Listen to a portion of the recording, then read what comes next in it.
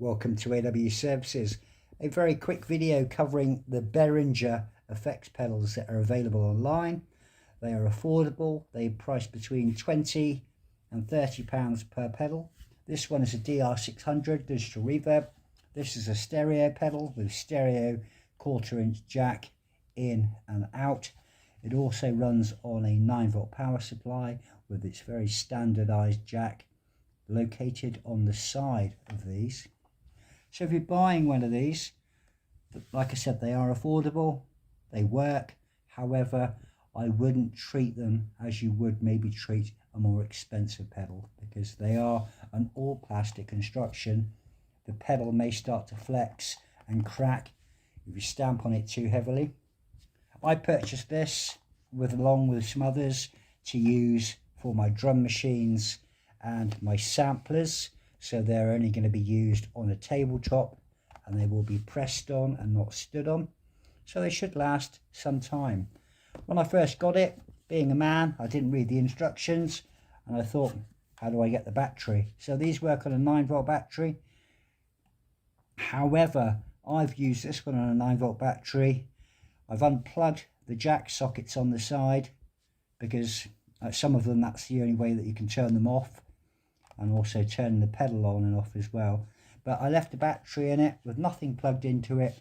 The pedal was in the off position, so the LED wasn't on, and it drained the battery overnight very quickly. So I wasn't very happy. But to get a battery in and out of these, you need to get yourself a pen, a very small screwdriver or something you're not going to scratch a pedal with, and in the hinge pivot points, just press in on both sides of the pedal,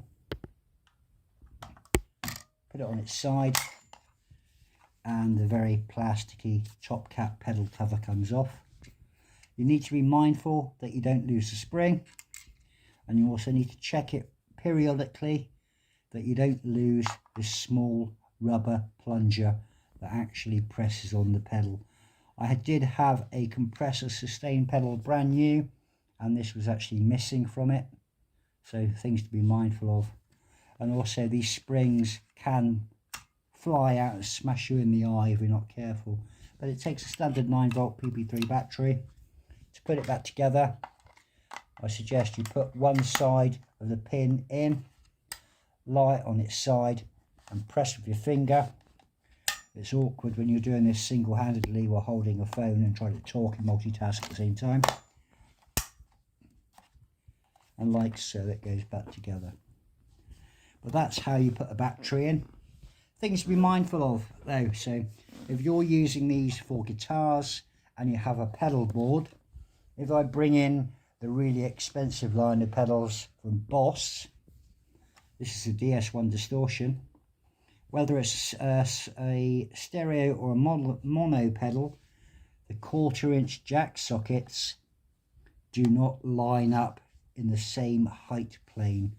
So if you're going to use these on a pedal board, you will have to use offset 1/4-inch jack to jack inline barrel adapters, because there is a slight difference of about 3mm between the heights of the jack sockets. It's hard to show you representative in this,